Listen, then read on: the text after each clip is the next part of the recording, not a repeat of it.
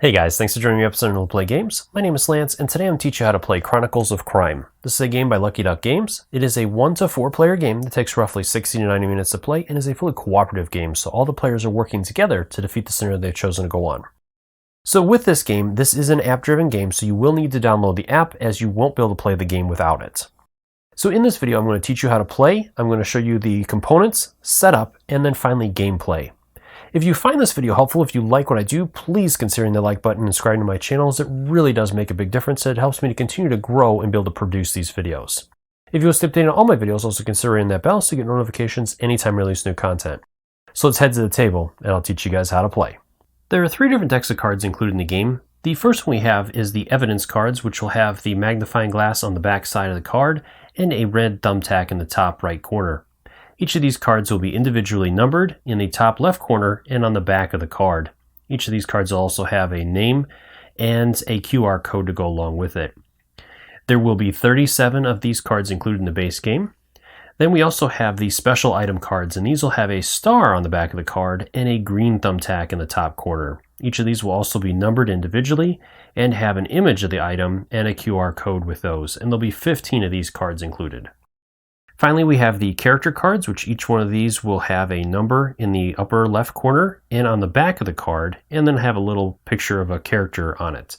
Each of these characters is going to be unique, and there's going to be a QR code in the bottom corner here, and there'll be 55 individual characters or unique characters included in the base game as well. There's also going to be 16 locations included in the game. Each of these will have its own name and location letter, a QR code, and 3 spaces for characters to go in that location. You'll also find the home location, which will have an image of the home there and will be Scotland Yard for the base game. There are 4 specialists you can call throughout the game as well for help. We have the criminologist, doctor, scientist, and hacker. Each one of these has a specialization. For example, with our hacker, he is good at hacking and intelligence, where the scientist is good at physical evidence. Each of these will also have a QR code so you can call them. And then before moving into setup, the last thing I want to go over is the game board itself. So first off, at the bottom of the board, you're going to have a location for your home spot and 3 spots for characters that have no location to them. And the scenario will tell you when to put them there. Going around the outside of the board are 7 spots for 7 different locations that you'll have throughout the scenario, and you may or may not use all of those locations. And then finally we have the evidence board, which is where you'll place your evidence cards once you've determined that they're useful. For setup, go ahead and place your home location in its spot on the board, and then you can place all the rest of the locations out somewhere on the table until you need them. Also place out all of your different specialists, and you can line them up somewhere on the board or give them to the players, however you want to do this. Make sure you leave plenty of room for the sides of your board, but obviously I only have so much room, so I won't be able to do that completely.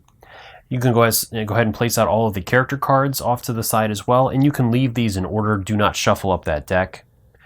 The same thing can be done with the special cards.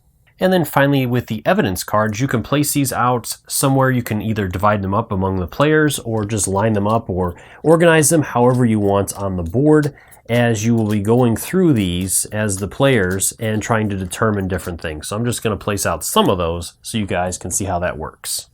From there, then we're ready to move into the app, and I'll show you how that works.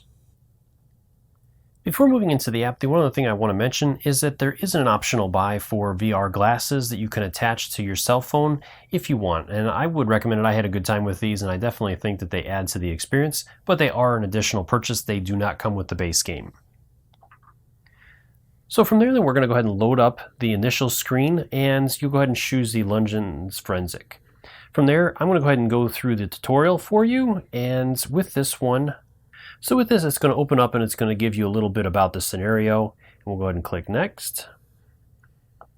And more details about setup and whatnot. So at this point, then we have found the Chief Officer, and this is the character number 33. So we'll go ahead and pull him out from the deck of characters. And then it is going to tell us that we're going to place him in Scotland Yard. So we'll go ahead and place him there. And at this point, it's going to have us go and talk to him. So then we'll go ahead and enter into here. And I have it set up for auto scanning. If you want to change that, you go down to the menu here and we have auto scanning. There is also music that can be playing, but I chose to silence that for things. And if you ever go too far ahead and you want to know what happened in the past, go to history, and that is going to give you all that information. So if we wanted to check and see some of the details that we might have missed, we can do that and go back and forth between that. From there, we'll go ahead and scan our police chief.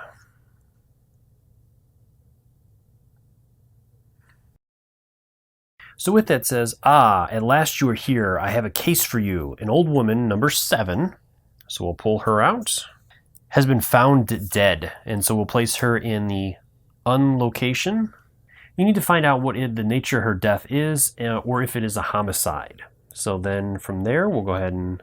So then it says, you are currently in investigation mode. The image and name of the person you are investigating will appear at the top. So up here, we're in Scotland Yard currently, and we're at day 1 at 9 o'clock in the morning.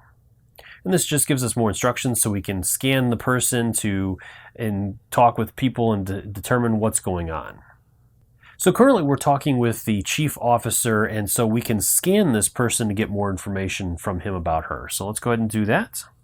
Chief Officer Doyle says that this woman's name is Anna Taylor. She's been found dead in her home in Notting Hill District, which is location G. So we'll go ahead and go and grab location G out of the stack and place that in one of our location spots. From there, we'll go ahead and move on. So it says that looking at Notting Hill District G among the London District cards and position it, so it's just going to tell us where to place it.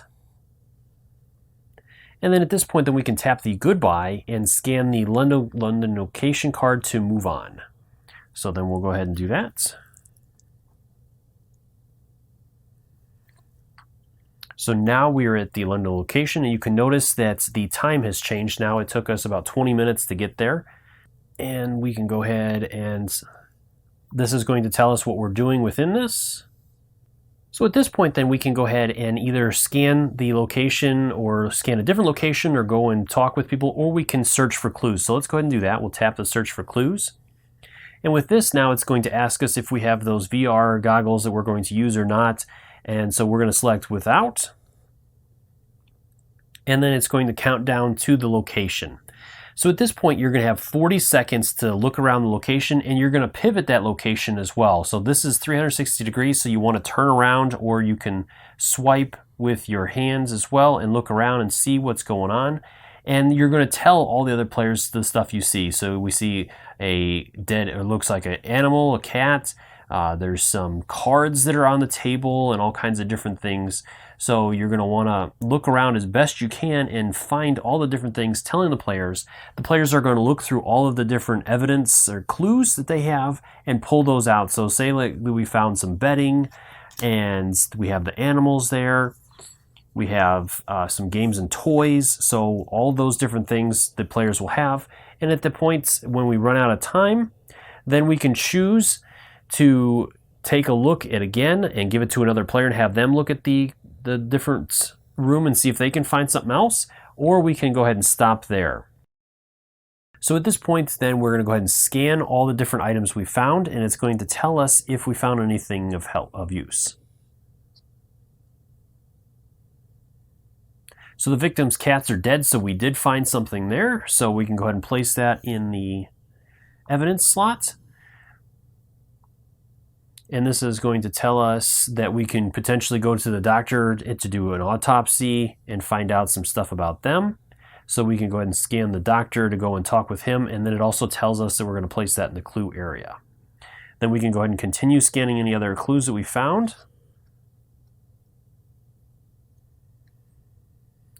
And we do have the deck of cards. And we can talk with the criminologist about that. We'll also place that up there. So some helpful things. And at this point, let's go ahead and say that's all we found. So we're going to go ahead and stop and go and talk with the doctor. So at this point, then you would just go ahead and scan the doctor.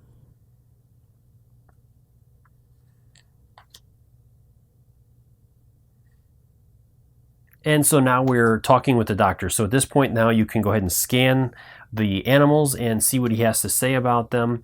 And when you're all done, then you'll simply say goodbye and then you're back to where you started, and then you can go on and continue the investigation. So at this point, you're going to continue moving around the locations, investigating and talking with different suspects and people that are going to come up in those locations, finding out new clues, moving around, talking with your specialists. And the one thing you want to keep in mind is that time is of the essence. As you do these different actions and move around, it is going to take time away from you, and the days are going to slowly tick by.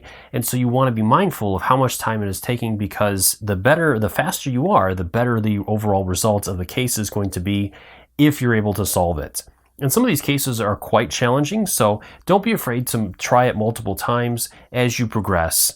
And when you feel like you have enough evidence to make a solid case, you'll go ahead and head back to the police chief and make your report, and then he will give you your overall score in how well you did. Well, I hope you found this video helpful. As always, if you have any questions or comments, leave those in the comment section below and I'll do my best to answer them. And if you enjoy this video, if you like what I do, please consider that like button and subscribe to my channel, as it does make a big difference, helps me to continue to grow and produce these videos. And until next time, I'll see you guys later.